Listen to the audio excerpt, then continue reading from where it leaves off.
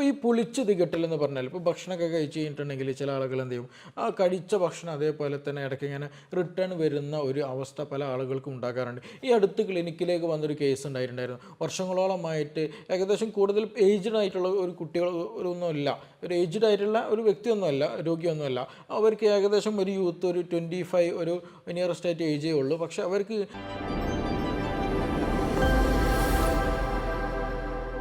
പുളിച്ചത് കെട്ടലിനെ നിസ്സാരമായി കാണുന്ന പല ആളുകളുണ്ട്.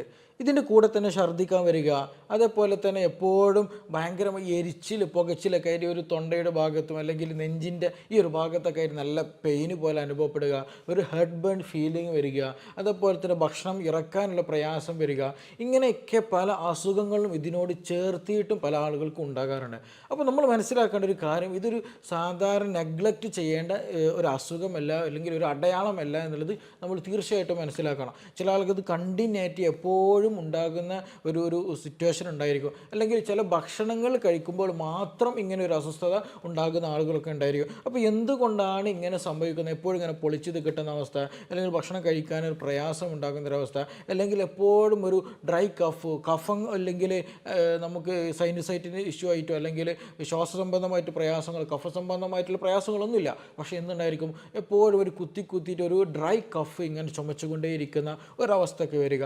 അങ്ങനെ പല പ്രയാസങ്ങളും ഇതുമായി ബന്ധപ്പെട്ട് വരുന്നുണ്ട്. അപ്പോൾ അതുകൊണ്ട് തന്നെ ഇതൊരിക്കലും നെഗ്ലക്റ്റ് ചെയ്യേണ്ട, മാറ്റി നിർത്തേണ്ട ഒരു അസുഖമല്ല, ഒരു സിംറ്റം തന്നെയല്ല. അപ്പോൾ ഇന്ന് നമ്മൾ ഇവിടെ ഡിസ്കസ് ചെയ്യാൻ പോകുന്ന വിഷയം, ഈ പുളിച്ച് തികട്ടൽ എന്താണ്, എന്തുകൊണ്ടൊക്കെയാണ് ഇത് സംഭവിക്കുന്നത്, എങ്ങനെ നമുക്കത് നോർമലായിട്ട് വീട്ടിൽ നിന്ന് തന്നെ പ്രിവെൻറ്റ് ചെയ്യാം, അതിനെന്തൊക്കെ മെഡിസിൻസ് നമ്മൾ കഴിക്കേണ്ടതുണ്ടോ, ഉണ്ടെങ്കിൽ ഏതൊക്കെ നമുക്ക് എടുക്കാം, ഇതിനെ കുറിച്ചിട്ടുള്ള ഒരു ഓവറോൾ ഡിസ്കഷനാണ് ഇന്ന് നമ്മൾ ഉദ്ദേശിക്കുന്നത്. എൻ്റെ പേര് doctor Siraj, medical officer, QNB hospital, Koduvally. അപ്പോൾ ഈ പുളിച്ച് തികട്ടൽ എന്ന് പറഞ്ഞാൽ ഇപ്പോൾ ഭക്ഷണമൊക്കെ കഴിച്ച് കഴിഞ്ഞിട്ടുണ്ടെങ്കിൽ ചില ആളുകൾ എന്ത് ചെയ്യും, ആ കഴിച്ച ഭക്ഷണം അതേപോലെ തന്നെ ഇടയ്ക്ക് ഇങ്ങനെ റിട്ടേൺ വരുന്ന ഒരു അവസ്ഥ പല ആളുകൾക്കും ഉണ്ടാകാറുണ്ട്. ഈ അടുത്ത് ക്ലിനിക്കിലേക്ക് വന്നൊരു കേസ് ഉണ്ടായിട്ടുണ്ടായിരുന്നു. വർഷങ്ങളോളമായിട്ട് ഏകദേശം കൂടുതൽ ഏജ്ഡ് ആയിട്ടുള്ള ഒന്നുമല്ല, ഒരു ഏജ്ഡ് ആയിട്ടുള്ള ഒരു വ്യക്തിയൊന്നുമല്ല, രോഗിയൊന്നുമല്ല.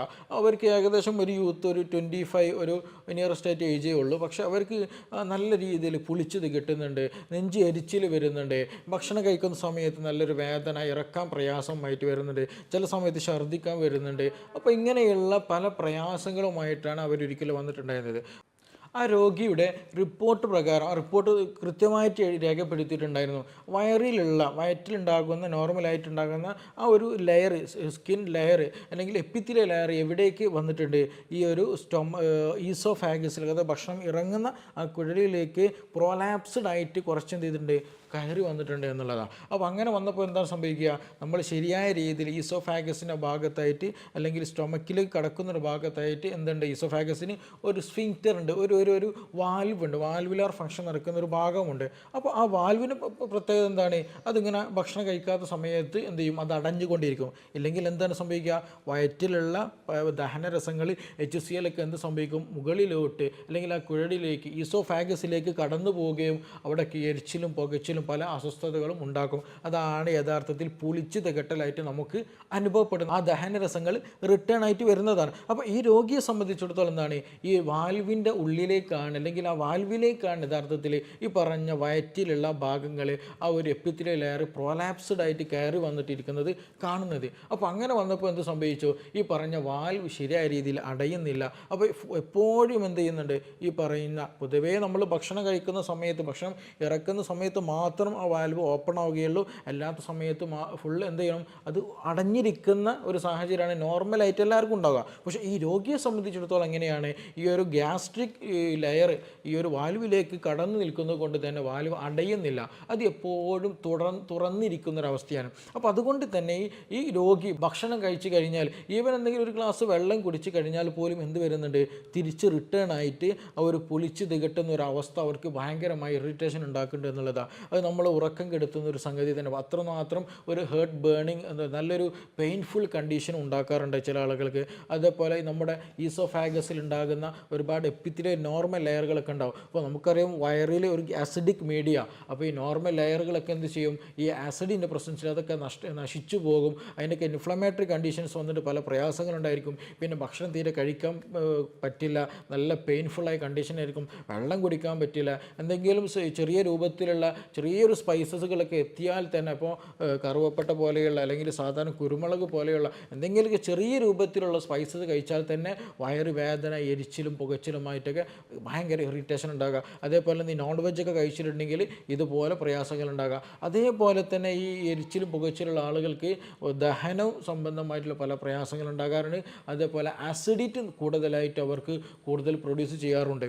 അപ്പോൾ ആ രോഗി നമ്മളെടുത്ത് വരിക, ഇങ്ങനെയൊക്കെ പ്രശ്നങ്ങളുണ്ട് ഡോക്ടറെ, ഇന്ന പ്രശ്നങ്ങളൊക്കെയാണ്, ചില സമയത്ത് ഛർദ്ദിക്കാറുണ്ട്, പക്ഷേ ഈ ഒരു പ്രശ്നങ്ങൾ കാരണം ഭയങ്കര ടെൻഷനാണ്, വിവാഹത്തിൻ്റെതായിട്ടുള്ള ബുദ്ധിമുട്ടുകളായിട്ട് അവർക്കും അവർ മെൻ്റലി ഒരു രോഗി എന്ത് ചെയ്യുന്നുണ്ട്, ഡൗൺ ആയി പോകുന്നുണ്ട്, ഇത് മാറില്ലേ, അവർ സർജറി ഒക്കെയാണ് ഓപ്ഷൻസ് പറഞ്ഞിട്ടുള്ള ഡോക്ടേഴ്സ്, ഇത് എന്ത് ചെയ്യണം എന്നുള്ള രീതിയിലാണ് എൻ്റെ അടുത്ത് വന്നിട്ടുണ്ടായിരുന്നത്. അങ്ങനെ അവർ വന്നു ഇതിൻ്റെ ഡീറ്റെയിൽസ്, വിഷയങ്ങൾ എന്തുകൊണ്ടാണ് ഇത് സംഭവിച്ചതെന്ന് അവർക്ക് വിശദമായിട്ട് പറഞ്ഞു കൊടുക്കുകയും അവർ എടുക്കേണ്ട മെഡിസിൻസും മാത്രമല്ല അവർ ചെയ്യേണ്ട കാര്യങ്ങൾ, എന്തൊക്കെ എക്സസൈസുകൾ ചെയ്യേണ്ടതുണ്ട്, അല്ലെങ്കിൽ എന്തൊക്കെ ഭക്ഷണം എങ്ങനെ കഴിക്കണം, എത്ര അളവിൽ കഴിക്കണം, ഏതൊക്കെ സമയത്ത് കഴിക്കണം, അങ്ങനെ കൃത്യമായിട്ടുള്ള ഒരു രൂപരേഖ അവർക്ക് പറഞ്ഞു കൊടുക്കുകയും അങ്ങനെ വളരെ നല്ല രീതിയിൽ ഒരു മാസത്തിൻ്റെ ഉള്ളിൽ തന്നെ അവർക്ക് ആ സിംറ്റംസ് നല്ല രീതിയിൽ മാറ്റം വരുത്താൻ കഴിയുകയും ചെയ്തു, അവരുടെ പ്രയാസങ്ങൾ മാറുകയും ചെയ്തു എന്നുള്ളതാണ്. അപ്പോൾ അവർക്കുണ്ടായിരുന്നൊരു പ്രയാസം എന്താണ്, ആ താഴ്ഭാഗത്തുണ്ടാകുന്ന ഈസോഫാഗസ്, ഈ നമ്മൾ ഭക്ഷണം കഴിക്കുന്ന ആ കുഴലിൻ്റെ താഴ്ഭാഗത്തുള്ള ആ ഒരു സ്ഫിങ്ക്റ്റർ, ആ ഒരു വാൽവ് ശരിയായ രീതിയിൽ പ്രവർത്തിച്ചില്ല എന്നുള്ളതാണ് ഈ പറഞ്ഞിട്ടുള്ള ആ പുളിച്ചു തികട്ടലിന് പ്രധാനമായിട്ടുള്ളത്. അപ്പോൾ എപ്പോഴും നിങ്ങൾക്ക് ഈ പുളിച്ചു തികട്ടൽ ഉണ്ടെങ്കിൽ ആദ്യമായിട്ട് നിങ്ങൾ ചെയ്യലെന്താണ്, ഈ ഡോക്ടേഴ്സ് നിങ്ങൾക്ക് എൻഡോസ്കോപ്പി പോലെയുള്ള സ്കാനിങ്ങൾ ചെയ്യും, അവിടെ ഈ പറഞ്ഞിട്ടുള്ള വാൽവുലാർ ഫങ്ഷൻ നോർമൽ ആണോ എന്നുള്ളത് ചെക്ക് ചെയ്യും. അപ്പോൾ വാൽവിന് എന്തെങ്കിലും പ്രശ്നങ്ങളുണ്ട്, അത് ശരിയായ രൂപത്തിൽ അടയുന്നില്ല, ചില ആളുകൾക്ക് നെർവ് റിലേറ്റഡ് ആയിട്ടുള്ള എന്തെങ്കിലും പ്രശ്നങ്ങളൊക്കെ ഉണ്ടെന്നുണ്ടെങ്കിൽ, ശരിയായ രൂപത്തിൽ ഇമ്പൾസുകളൊന്നും പോകുന്നില്ല, നാടികളൊക്കെ തളർന്നു പോയിട്ടുണ്ടെങ്കിൽ, അതുപോലെ കൂടുതൽ സിവിയർ ഡയബറ്റിക് പേഷ്യൻസിനൊക്കെ നാടികൾക്ക് ഇമ്പൾസിനൊക്കെ എന്ത് ചെയ്യും, നല്ല ലാഗിങ് ഉണ്ടായിരിക്കും, ശരിയായ രീതിയിൽ ഈ പറഞ്ഞതുപോലെ ഈ നാടികളിലൂടെ ഇമ്പൾസ് ഒന്നും പാസ് ചെയ്യില്ല, അപ്പോൾ ലാഗിങ് ഒക്കെ ഉണ്ടായിരിക്കും. എന്തെങ്കിലും സർജറികളൊക്കെ ചെയ്തിട്ട് അതിൻ്റെ ഒരു സൈഡ് എഫക്റ്റ് ആയിട്ട് ഈ പറഞ്ഞതുപോലെ നാടികളൊക്കെ തളർന്നു പോയി കഴിഞ്ഞാൽ ഇറക്കാൻ പ്രയാസം ഉള്ളത്, അതേപോലെ തന്നെ എന്തുണ്ടാവും, ഈ പറയുന്ന വാൽവുലാർ ഫങ്ഷൻ ശരിക്കും നടക്കില്ല.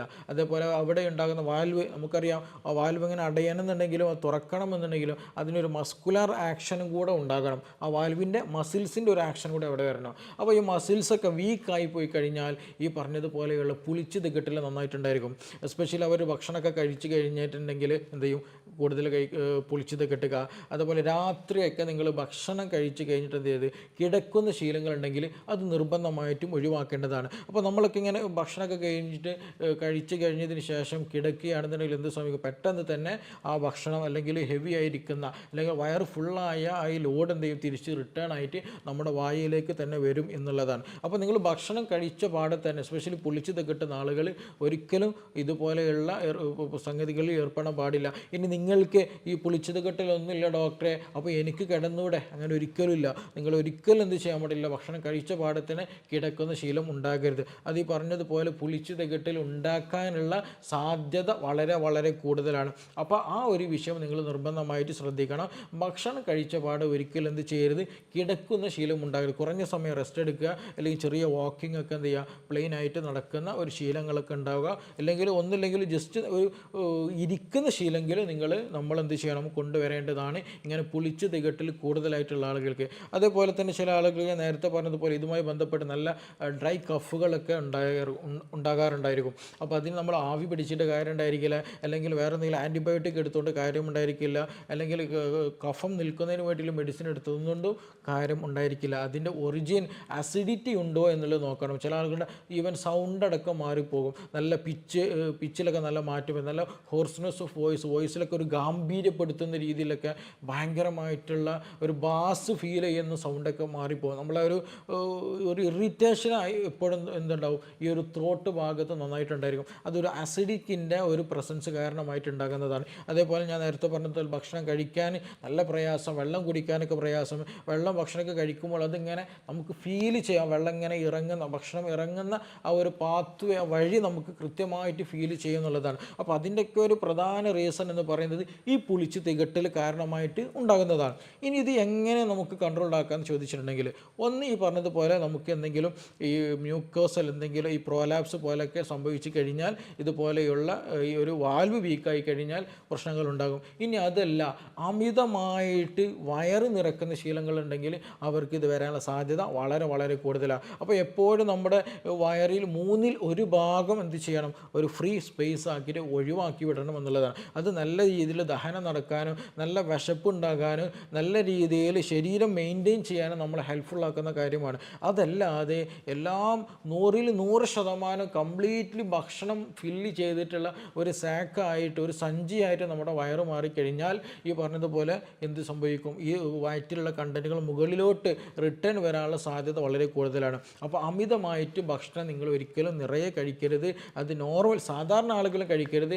പ്രത്യേകിച്ച് ഇതുപോലെയുള്ള പുളിച്ച് തികട്ടലൊക്കെ ഉള്ള ആളുകൾ എന്ത് ചെയ്യരുത്, വയറ് നിറച്ച് കഴിക്കുന്നൊരവസ്ഥ ഉണ്ടാകരുത്. ചില ആൾക്ക് ഞാൻ നേരത്തെ പറഞ്ഞ പേഷ്യൻസിൻ്റെ ഒരു പ്രയാസം എന്തായിരുന്നു വെച്ചിട്ടുണ്ടെങ്കിൽ അവർക്ക് എന്ത് കഴിച്ചാലും ഈ ഒരു പ്രയാസം ഉണ്ടായിരുന്നു. അപ്പോൾ അവരോട് ഞാൻ നിർദ്ദേശിച്ചൊരു കാര്യം, നിങ്ങൾ കുറഞ്ഞ അളവിൽ എന്ത് ചെയ്യുക, ഡിഫറൻറ്റ് സമയങ്ങളിലായിട്ട് 3, 4, 5 നേരമായിട്ട് എന്ത് ചെയ്യുക, കുറഞ്ഞ അളവിൽ മാത്രം ഭക്ഷണം കഴിക്കാൻ ശ്രദ്ധിക്കുക എന്നുള്ളതാണ്. അപ്പോൾ ഇങ്ങനെ പുളിച്ചത് കിട്ടുന്ന ആളുകൾ എന്ത് ശ്രദ്ധിക്കണം, ഈ ഒരു കാര്യത്തിൽ ഇടവിട്ട് കുറഞ്ഞ അളവിൽ മാത്രം ഭക്ഷണം കഴിക്കാൻ ശ്രദ്ധിക്കുക എന്നുള്ളതാണ്.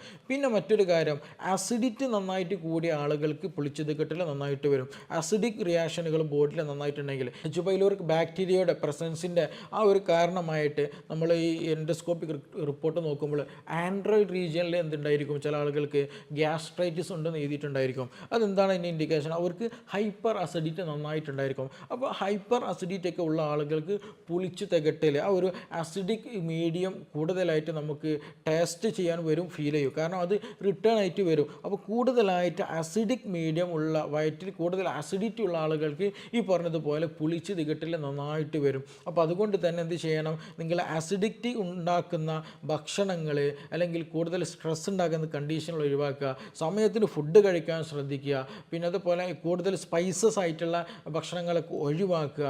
നന്നായിട്ട് ഉറങ്ങുന്ന ശീലങ്ങളൊക്കെ കൊണ്ടുവരണം. അപ്പോൾ അങ്ങനെ അസിഡിറ്റി കുറക്കാനുള്ള സാഹചര്യങ്ങൾ ചുറ്റുപാടുകൾ അവിടെ കുറക്കാൻ നമ്മൾ പ്രത്യേകം ശ്രദ്ധിക്കേണ്ടതുണ്ട്. ഇനി അതേപോലെ തന്നെ ചില ആളുകൾക്ക് എന്ത് സംഭവിക്കും, നല്ല പൊണ്ണത്തടി ഉണ്ടെങ്കിൽ, നല്ല ഒബസിറ്റി ഒക്കെ ഉണ്ടെന്നുണ്ടെങ്കിൽ എന്ത് സംഭവിക്കും, വയറൊക്കെ നല്ല വീർത്ത് നല്ല പൊണ്ണത്തടിയൊക്കെ ഉള്ള ആളുകൾക്ക് ഈ പറഞ്ഞതുപോലെ ഒരു പ്രഷർ ഇവിടെയൊക്കെ ഉണ്ടാകും, മുകളിലോട്ടുണ്ടായിരിക്കും വയറ് വീർത്തത് കൊണ്ട്.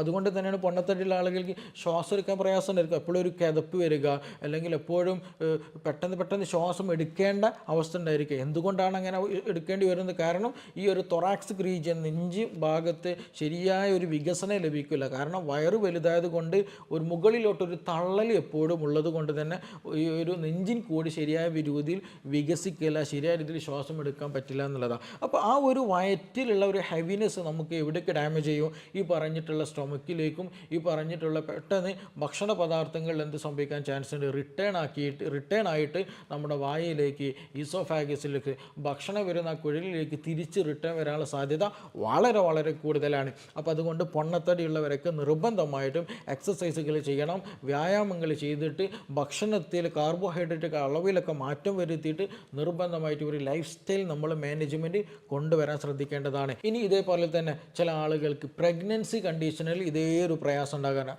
നേരത്തെ ഒബേസിറ്റിയുടെ അതേ പറഞ്ഞതുപോലെ നമ്മൾ യൂട്രസ് വലുതാകുമ്പോൾ അബ്ഡോമിനൽ റീജിയൻ, അതായത് വയറ് എന്ത് ചെയ്യും, വലുതാകുന്ന സമയത്ത് സ്വാഭാവികമായിട്ടും മുകളിലോട്ടൊരു പ്രയാസം ഉണ്ടായിരിക്കും. അപ്പോൾ കൂടുതൽ പ്രഗ്നൻസി ഉള്ള ലേഡീസിന് അവർക്ക് കൂടുതൽ അനുഭവങ്ങൾ ഉണ്ടായിരിക്കും. കാരണം പുളിച്ചത് കിട്ടുക, ഛർദ്ദിക്കാൻ കൂടുതൽ വരിക, വയറിന് അസ്വസ്ഥതകളൊക്കെ വരിക, ഇതെല്ലതും എന്ത് സംഭവിക്കുന്നതാണ്, ആ ഒരു വയറ്റിലേക്ക് ഒരു പ്രഷർ മുകളിലോട്ട് വരുമ്പോൾ സ്വാഭാവികമായിട്ടും വയറിൽ ഉണ്ടാകുന്ന ആ ഒരു ദഹനരസങ്ങളൊക്കെ തിരിച്ച് എവിടേക്ക് വരുന്നതാണ്, ഈസോഫാഗസിലേക്ക് നമ്മൾ ഭക്ഷണം കഴിക്കുന്ന ആ കുഴലിലേക്ക് തിരിച്ച് റിട്ടേൺ ആയിട്ട് വരുന്നതാണ്. അപ്പോൾ ഇത് ഈ പ്രഗ്നൻസി കണ്ടീഷനിലും നടക്കുമെന്നുള്ളതാണ്. പിന്നെ ഇതേപോലെ തന്നെ നമ്മൾ നേരത്തെ ഹൈപ്പർ അസിഡിറ്റി പറഞ്ഞതുപോലെ തന്നെ ഹൈപ്പോ അസിഡിറ്റി ചില ആളുകൾക്ക് ഉണ്ടാകാറുണ്ട്. അതായത് അസിഡിക് മീഡിയം കുറഞ്ഞു കഴിഞ്ഞ അവസ്ഥ. അങ്ങനെ അസിഡിക് മീഡിയം കുറഞ്ഞാൽ എന്താ നടക്കൽ?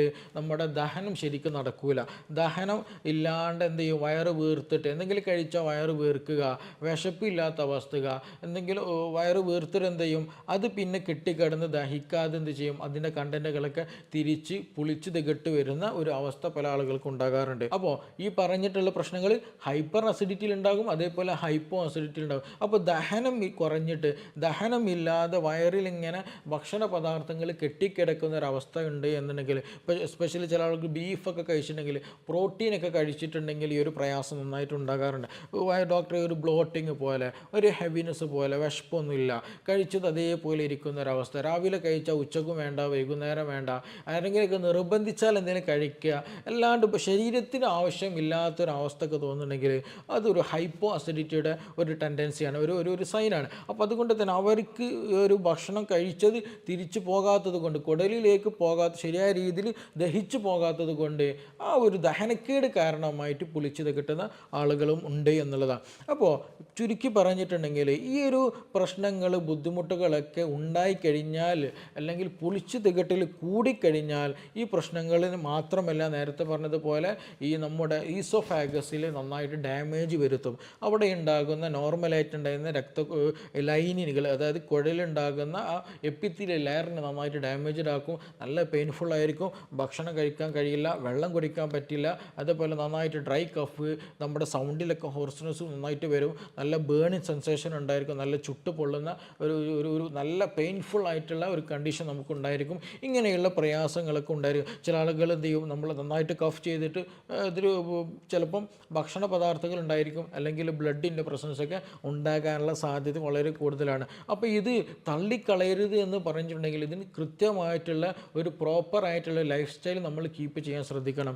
ഇല്ല എന്നുണ്ടെങ്കിൽ ഗ്രാജ്വലി മെല്ലെ മറ്റു പല അസ്വസ്ഥതകൾ, ഈവൻ ക്യാൻസറുകൾ, അതേപോലെ അൾസറുകളൊക്കെ ഫോം ചെയ്യാനുള്ള സാധ്യത വളരെ വളരെ കൂടുതലാണ്. അപ്പോൾ നിർബന്ധമായിട്ടും എന്ത് ചെയ്യുക? നിങ്ങൾ ഓവർ വെയിറ്റ് ഉണ്ടെങ്കിൽ അതൊക്കെ ഒന്ന് കുറയ്ക്കുക. അമിതമായിട്ട് ഭക്ഷണം കഴിക്കുന്ന ശീലം ഉണ്ടെങ്കിൽ അത് ഒഴിവാക്കാൻ ശ്രദ്ധിക്കുക. ഭക്ഷണം കഴിച്ച ഉടനെ തന്നെ കിടക്കുന്ന ശീലങ്ങൾ എന്ത് ചെയ്യണം? അത് നിർബന്ധമായിട്ടൊന്ന് മാറ്റിവെക്കുക. അമിതമായിട്ട് സ്പൈസസുകളൊക്കെ കഴിക്കുന്ന ശീലങ്ങളുണ്ടെങ്കിൽ അതും ഒഴിവാക്കുക. അനാവശ്യമായ സ്ട്രെസ്സുകൾ, ഉറക്കമില്ലാത്ത കണ്ടീഷനുകളൊക്കെ ഉണ്ടെങ്കിൽ അത് ഒഴിവാക്കാൻ ശ്രദ്ധിക്കുക. ഭക്ഷണമൊക്കെ എന്ത് ചെയ്യുക? കുറഞ്ഞ അളവിൽ മാത്രം കഴിക്കാൻ ശ്രദ്ധിക്കുക. അതേപോലെ സമയത്തിന് ഫുഡ് കഴിക്കാനും ശ്രദ്ധിക്കേണ്ടതുണ്ട്. അപ്പോൾ ഈ ഒരു കാര്യങ്ങളൊക്കെ ശ്രദ്ധിച്ചാൽ തന്നെ നിങ്ങൾക്ക് എന്ത് ചെയ്യാൻ കഴിയും? ഒരു നല്ല ഒരു രീതിയിൽ ഇത് കുറക്കാൻ കഴിയും. ഇതുമായി ബന്ധപ്പെട്ട് നമുക്കെന്ത് ചെയ്യാം? നല്ല മെഡിസിൻസ് ഒക്കെ ഉണ്ട്. പിന്നെ മെഡിസിൻസ് കഴിക്കുമ്പോൾ എസ്പെഷ്യലി നമ്മുടെ വീട്ടിലൊക്കെ എന്ത് ചെയ്യുക? നമ്മൾ ഇഞ്ചി പോലെ, കുരുമുളക് പോലെയുള്ളത്, വെളുത്തുള്ളി പോലെയുള്ള സാധനങ്ങളൊക്കെ ഉപയോഗിക്കുന്നത് നിയന്ത്രണം വരുത്തണം. കാരണം ഇതെല്ലാം അസിഡിറ്റി കൂട്ടാൻ, ദഹനം കൂട്ടുന്ന സാധനങ്ങളാണ്. അപ്പോൾ ഈ അസിഡിറ്റി നന്നായിട്ട് കൂട്ടുമ്പോൾ നിങ്ങൾക്ക് ലോവർ ഈസോഫാജിൽ ആ സ്ഫിങ്ക്റ്റർ എന്തൊക്കെയാണ് പ്രശ്നങ്ങളുണ്ടെങ്കിൽ ഈ അസിഡിറ്റി കാരണം വീണ്ടും ഇറോഷൻസ് കൂടാനുള്ള സാധ്യത വളരെ കൂടുതലാണ്. പക്ഷേ ഇതിൽ എന്ത് ഹെൽപ്പ് ചെയ്യുമെന്ന് ചോദിച്ചിട്ടുണ്ടെങ്കിൽ നിങ്ങൾക്ക് മല്ലി, അതേപോലെ ജീരകവും ഒക്കെ എന്ത് ചെയ്യുക? നന്നായിട്ട് തിളപ്പിച്ചിട്ട് വെള്ളം കുടിക്കുകയാണെന്നുണ്ടെങ്കിൽ ഈ ഗ്യാസ്ട്രിക് സംബന്ധമായിട്ടുള്ള അസുഖങ്ങൾക്ക് ഒരു പരിധി വരെ നിങ്ങൾക്ക് നല്ല റിസൾട്ട് കിട്ടുമെന്നുള്ളതാണ്. ഇപ്പോൾ നിങ്ങൾക്ക് ഈ പറഞ്ഞ ഇവിടെയുള്ള ഈ ലോവർ ഈസോഫാഗസിൽ അവിടെ സ്ഫിങ്ക്റ്ററിന് എന്തെങ്കിലും പ്രശ്നമുണ്ട്, അല്ലെങ്കിൽ നാടിയൊക്കെ തളർന്നു പോയ കണ്ടീഷനാണെങ്കിൽ ആ നാടിനെ ബലപ്പെടുത്തുന്ന മസിൽ ആക്ഷൻസ് കൊണ്ടുവരുന്ന, നന്നായിട്ട് സ്ട്രോങ് ആക്കി കൊണ്ടുവരുന്ന മെഡിസിൻസ് കഴിക്കണം. അതേപോലെ കൂടുതൽ ചുമയും കാര്യങ്ങളൊക്കെ ഉണ്ടെങ്കിൽ, ആ ഒരു ഇറിറ്റേഷൻസ് ബോഡിയിൽ നിങ്ങളുടെ ത്രോട്ട്സിൽ ഉണ്ടെങ്കിൽ അത് മാറാനുള്ള മെഡിസിൻസും കാര്യങ്ങൾ എടുക്കണം. അതുപോലെ കൂടുതൽ ഭക്ഷണങ്ങൾ, ഹെവി ഫുഡുകൾ കഴിക്കുന്നത് ഒഴിവാക്കുക. കൂടുതൽ സുർക്കയിലിട്ടതും അതേപോലെ പുളിയുള്ളതും ഉപ്പിലിട്ട ഭക്ഷണങ്ങളൊക്കെ എന്ത് ചെയ്യുക? പരമാവധി ഒഴിവാക്കുക തന്നെ ചെയ്യണം. അങ്ങനെ ഒരു ലൈഫ് സ്റ്റൈലും ചെറിയ രൂപത്തിൽ മെഡിസിനും ഉണ്ടെങ്കിൽ തന്നെ ഈ പുളിച്ച് തികട്ടുന്ന ഈ ഒരു പ്രവണത നമുക്ക് പൂർണ്ണമായിട്ട് തന്നെ മാറ്റാൻ കഴിയും.